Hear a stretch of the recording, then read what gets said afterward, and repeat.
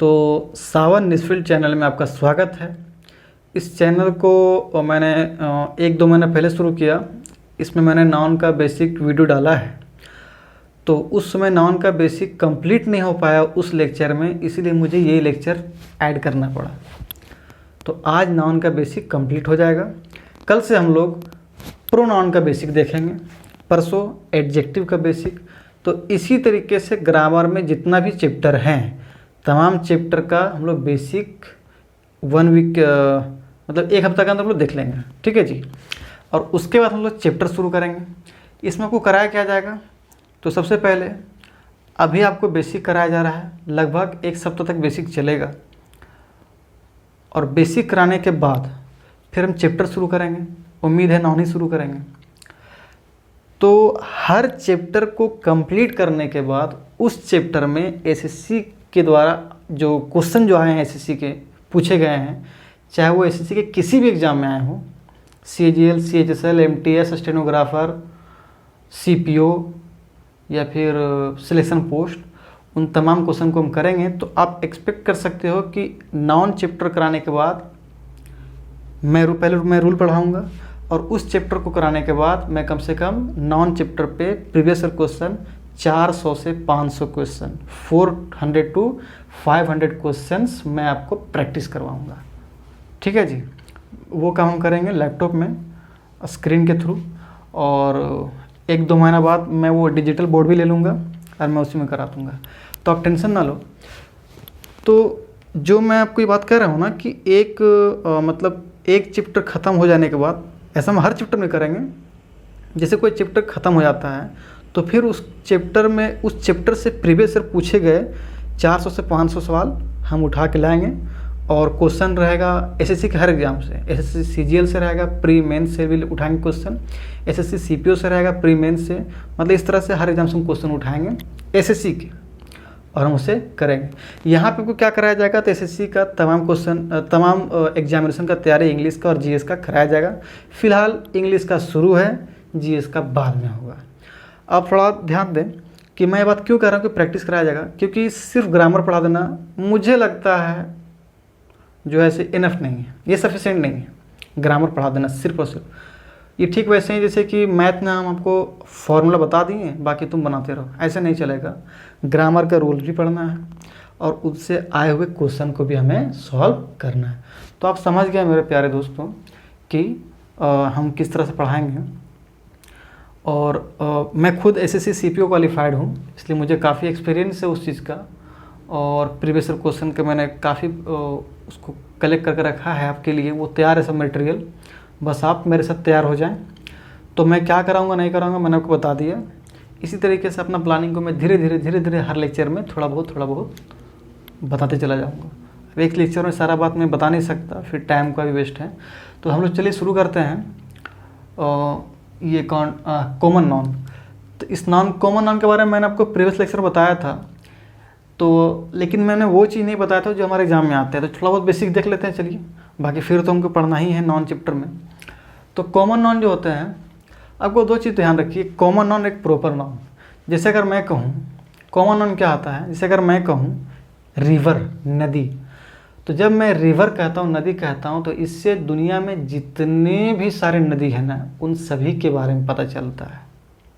अगर मैं कहूँ डिजर्ट, मरुस्थल, तो डिजर्ट बस कहने से क्या होते हैं कि दुनिया के तमाम desert, Thar desert, Sahara desert जो भी है, उन तमाम डिजर्ट के बारे में पता चलता है। अगर मैं कहूँ डॉग, कुत्ता, आप बुरा नहीं मानना, आपको नहीं कह रहा हूँ, डॉग कहूँ कुत्ता, तो उससे दुनिया के तमाम कुत्ते के बारे में पता चलता है। तो ऐसा नाउन जिसको बोलने से उसके तमाम जाति के बारे में पता चले, उसी को कहते हैं क्या, कॉमन नाउन। लेकिन अगर मैं कहूँ जैसे थार डिजर्ट, तो डिजर्ट मैंने वर्ड इस्तेमाल किया, तो दुनिया के तमाम डिजर्ट के बारे में, तमाम मरुस्थल के बारे में पता चल रहा है, तो वो क्या होगा, कॉमन नाउन। लेकिन मैंने कह दिया थार डिजर्ट, भारत का सबसे बड़ा डिजर्ट जो है वो थार डिजर्ट है, वर्ल्ड का जो सबसे बड़ा डिजर्ट है वो है सहारा डिजर्ट। तो थार डिजर्ट में मैं कहता हूँ तो उससे बहुत सारे डिजर्ट को पता नहीं चल रहा है, किसी डिज़र्ट में से किसी एक स्पेसिफिक किसी खास डिज़र्ट के बारे में पता चल रहा है।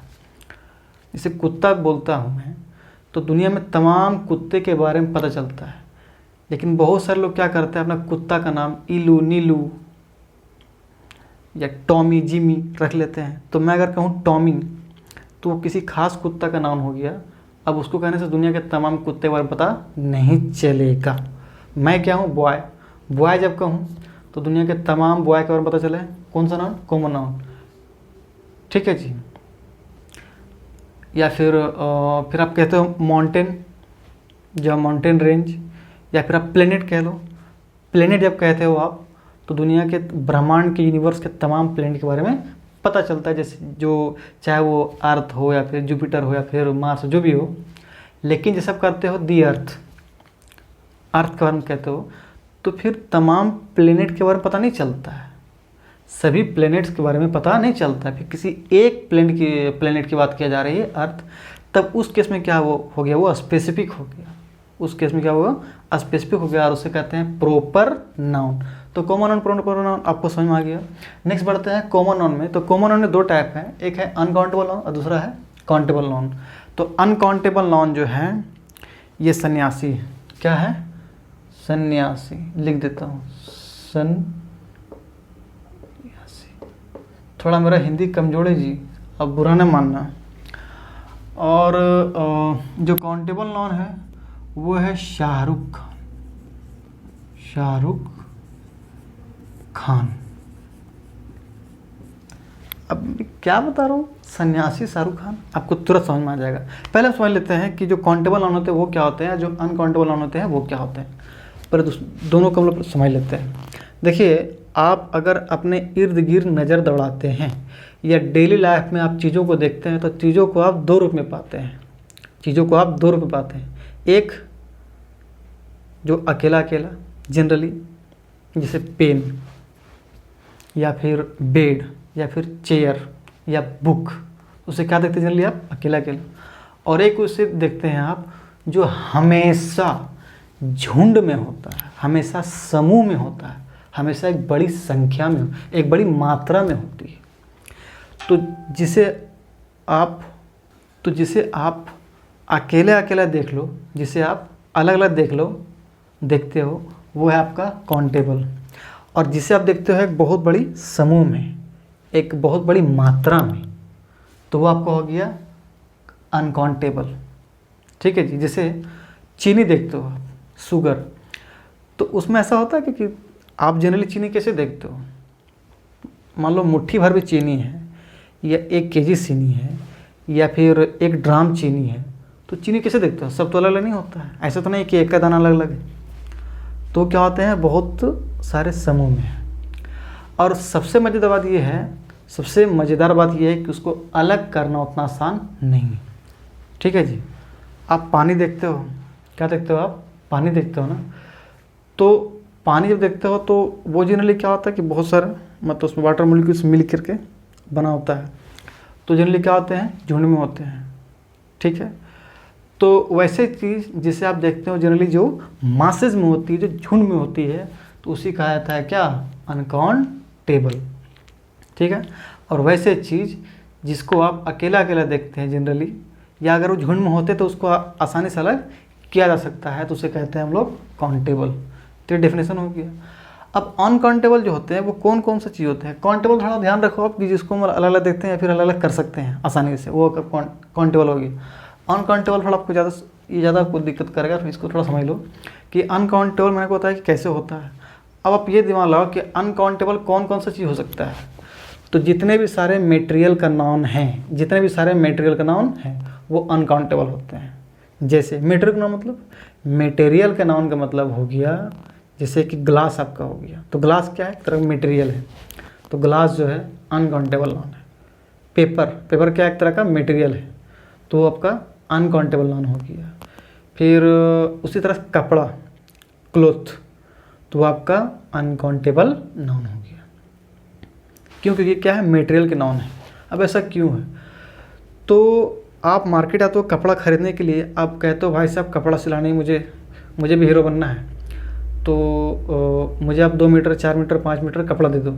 तो वो क्या करता है कि कपड़ा का थान होता है, थान, उससे मीटर से नाप कैंची से काटता है, तो वो जो थान है ना वो अनकाउंटेबल है, वो क्योंकि वो क्या मटेरियल है। लेकिन जब कपड़ा का इस्तेमाल, क्लॉथ का इस्तेमाल किसी पार्टिकुलर काम को करने के लिए हो जाए तब वो क्या बन जाता है, काउंटेबल। जैसे आप अपने घर में, आपके घर में टेबल होगा, तो टेबल के ऊपर क्या करते हो, छोटा सा कपड़ा उसके ऊपर क्या करते हो, आप रखते हो, टेबल को ढकते हो। तो वो जो छोटा सा कपड़ा है ना, तो वो क्या हो गया फ्रेंड, काउंटेबल हो गया। लेकिन वो दुकानदार के पास जो कपड़ा का जो थान है ना, वो मटेरियल है, इसलिए क्या हो गया, वो अनकाउंटेबल हो गया। फिर समझे, ग्लास, ग्लास भी क्या है, मटेरियल। जब बोलते हैं ग्लास, उसका मतलब होता है कांच। क्या होता है फ्रेंड, कांच। और इसीलिए जब हम कांच की बात करते हैं, मतलब पूरा मटेरियल की बात करते हैं, तब केस में वो क्या है फ्रेंड, अनकाउंटेबल। लेकिन जब उसका इस्तेमाल किसी ड्रिंकिंग पोर्ट के लिए होता है, इसमें पीते होते हैं ग्लास व्लास में, तो वो ग्लास क्या हो गया, तो वो ड्रिंकिंग पोर्ट क्या होता है फ्रेंड, काउंटेबल। तो मतलब ग्लास क्या है फ्रेंड, काउंटेबल। कहता है ना, give me a glass of water. तो आई होप आपको ये बात समझ में आया होगा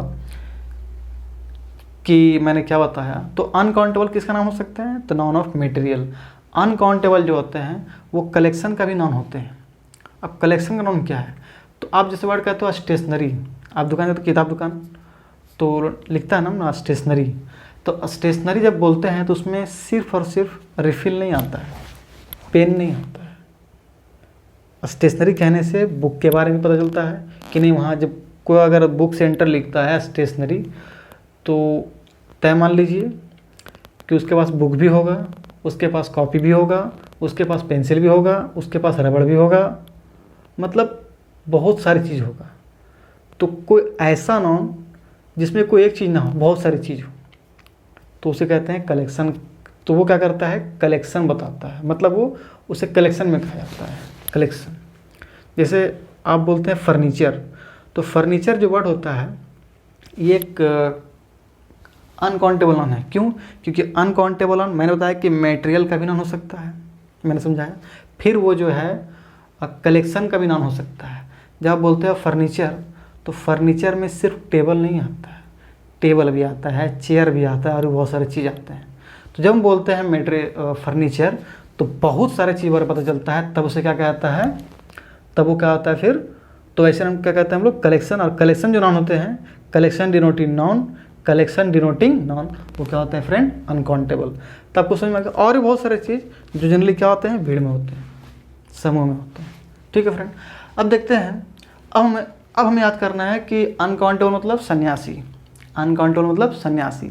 सन्यासी क्या करते हैं कि पूरा ज़िंदगी तपस्या करके बता देते हैं, शादी भी कुछ नहीं करते हैं, किसी से कोई लफड़ा, किसी से कोई चक्कर नहीं।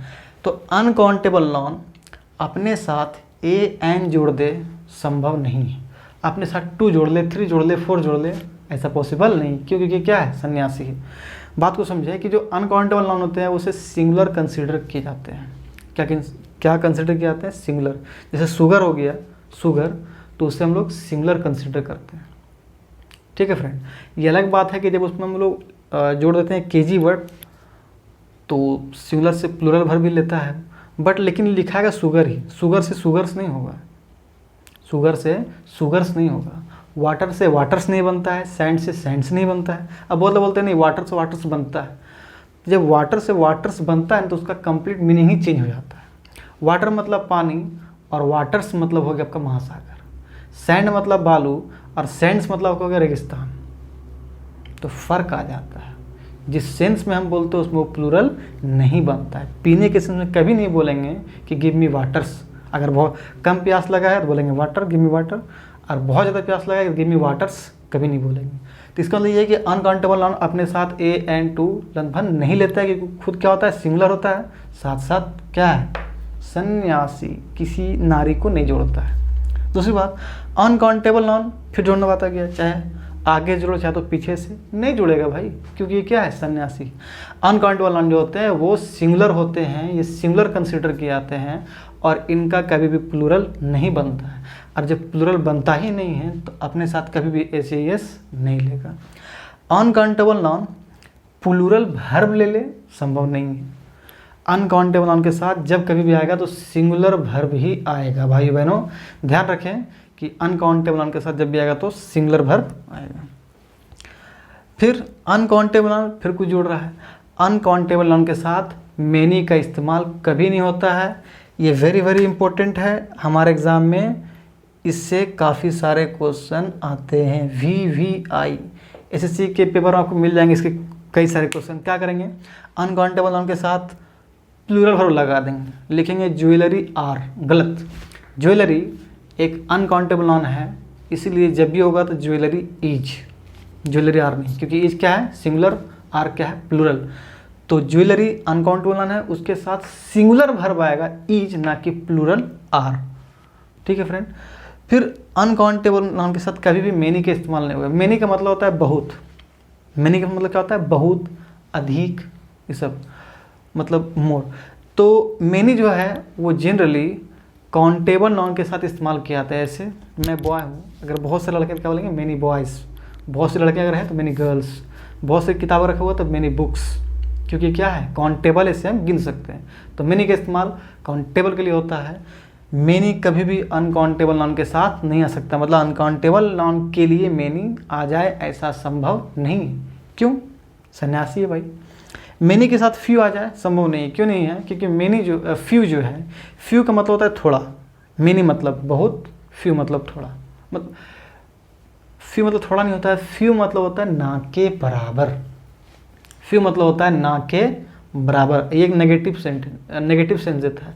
अगर किसी वर्ड में, किसी सेंटेंस में अगर सिर्फ और सिर्फ फ्यू वर्ड है, मतलब कोई सेंटेंस है जिसमें फ्यू है, आ फ्यू नहीं है, दा फ्यू नहीं है, सिर्फ और सिर्फ फ्यू है, तो समझ लो वो सेंटेंस नेगेटिव है। ठीक है भैया बहनों। तो फ्यू का इस्तेमाल होता है काउंटेबल नाउन के लिए। तो अनकाउंटेबल नाउन के साथ कभी भी फ्यू का इस्तेमाल नहीं होगा, जब भी होगा तो लेस का, लिटिल का इस्तेमाल होगा, जब भी होगा तो लिटिल का इस्तेमाल होगा। फिर अनकाउंटेबल नाउन जो है अपने साथ सेवरल ले ले, ऐसा पॉसिबल नहीं। क्यों, सन्यासी है। तो सेवरल का मतलब होता है थोड़ा बहुत, तो सेवरल जो है अनकाउंटेबल नाउन के साथ नहीं आएगा। तो भाइयों बहनों आपने भी पढ़ा सन्यासी के बारे में कि जुड़ता नहीं है, आपने चाहे आगे से चाहे तो पीछे से किसी को अपने साथ में नहीं लेता है, अकेला ही आया है अकेला ही जाएगा। अब एंट्री होती है यहाँ पे शाहरुख खान की, काउंटेबल नाउन शाहरुख खान। तो काउंटेबल नाउन जो है, जिस तरह फिल्म में शाहरुख खान किसी को ऐड कर सकते हैं या मतलब फिल्म बना सकते हैं, तो काउंटेबल नाउन जो है अपने साथ AN 2 3 4 5 ले सकता है। सिंगुलर रहेगा तो AN लेगा और प्लूरल रहेगा तो 2 3 4 5 जो भी होगा सिचुएशन के हिसाब से ले सकता है। क्योंकि काउंटेबल नाउन शाहरुख खान है तो अपने आप को चाहे तो आगे से चाहे तो पीछे से किसी को ऐड कर सकता है, इधर से चाहे तो उधर से। तो काउंटेबल नाउन के साथ S या ES आ सकता है, क्योंकि काउंटेबल नाउन S या ES जुड़ने का मतलब होता है सिंगुलर से प्लूरल बना देना है। जैसे बॉय है तो बॉयज़, गर्ल है तो गर्ल्स, बुक है तो बुक्स, टीचर है तो टीचर, स्टूडेंट है तो स्टूडेंट्स। इसका मतलब काउंटेबल नाउन को प्लूरल बनाया जा सकता है, मतलब उसमें S या ES जोड़ा जा सकता है। काउंटेबल नाउन अगर है तो काउंटेबल नाउन क्या है, शाहरुख खान। अब पिक्चर देखते होंगे, शाहरुख खान कभी माधुरी दीक्षित के साथ काम करते थे तो कभी दीपिका पादुकोण के साथ। ठीक उसी तरह से काउंटेबल नाउन के साथ कभी सिंगुलर वर्ब भी आ सकता है, कभी प्लूरल वर्ब भी, सिचुएशन के हिसाब से काम करेगा। जब इसका इस्तेमाल मतलब सिंगल के रूप में हो, जब ये सिंगुलर हो तब सिंगुलर वर्ब लेगा। हमारा सब्जेक्ट वर्ब एग्रीमेंट कहता है कि जब subject singular verb singular, subject plural verb plural. जब काउंटेबल नाउन सब्जेक्ट के स्थान पे आएगा, सब्जेक्ट क्या होता है मैं बताऊंगा आपको अगले मतलब बाद के लेक्चर में। जब काउंटेबल नाउन सब्जेक्ट के स्थान पे आएगा और अगर काउंटेबल नाउन अगर सिंगुलर होगा तो सिंगुलर वर्ब लेगा। जैसे Sohan is going to school, Sohan क्या है सिंगुलर है तो इज वर्ब ले रहा है सिंगुलर वर्ब। लेकिन जब काउंटेबल नाउन अगर सब्जेक्ट के स्थान पे आएगा और अगर ये प्लूरल होगा तो प्लूरल वर्ब लेगा। जैसे सोहन एंड मोहन प्लूरल हो गए। प्लूरल कहने का मतलब क्या होता है कि एक से ज़्यादा, तो सोहन एंड मोहन दो हो गए, ये प्लूरल हो गए हैं तो फिर ये प्लूरल वर्ब लेंगे। तो Sohan and Mohan are going to school, क्योंकि आर क्या फ्रेंड प्लूरल, तो Sohan and Mohan are going to school, क्योंकि आर क्या है, प्लूरल है, और क्योंकि Sohan and Mohan plural noun हो गए तो इसलिए क्या लेंगे, प्लूरल वर्ब लेंगे सब्जेक्ट वर्ब एग्रीमेंट के अकॉर्डिंग। तो सब्जेक्ट वर्ब एग्रीमेंट भी आपको बताया जाएगा। तो मुझे उम्मीद है कि इस लेक्चर को आप इंजॉय करेंगे। काफ़ी बेसिक है, मैंने कुछ ज़्यादा नहीं बता दिया इसमें, बट थोड़ा सा यहाँ से ध्यान रखना। और कल मैं प्रोनाउन बेसिक क्लियर कर दूंगा। तो 6 से 7 दिन मुझे लगता है कि मैं बेसिक क्लियर कर लूँगा, और उसके बाद फिर हम वो पढ़ेंगे जिससे हमारे एग्जाम में क्वेश्चन आ रहे हैं। और मैंने आपको बताया कि चैप्टर खत्म करने के बाद 400 से 500 क्वेश्चन हम लोग प्रैक्टिस भी करेंगे। Thank you very much.